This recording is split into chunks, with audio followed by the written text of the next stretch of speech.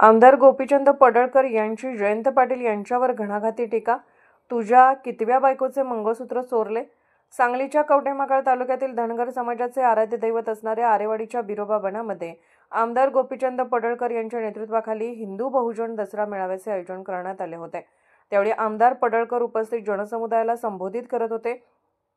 ते पुढे म्हणाले की सांगलीमध्ये महाराष्ट्रातील कुत्री गोळा झाली होती. त्या ठिकाणी मला गोप्या म्हणाले.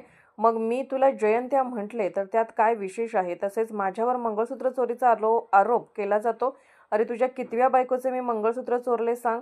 असा एक खणखणीत सवाल यावेळी जयंत पाटील यांचे नाव घेऊन विचारला आहे. पडळकर यांनी आपल्या भाषणामध्ये जयंत पाटील यांच्यावर कडाडून टीका केली.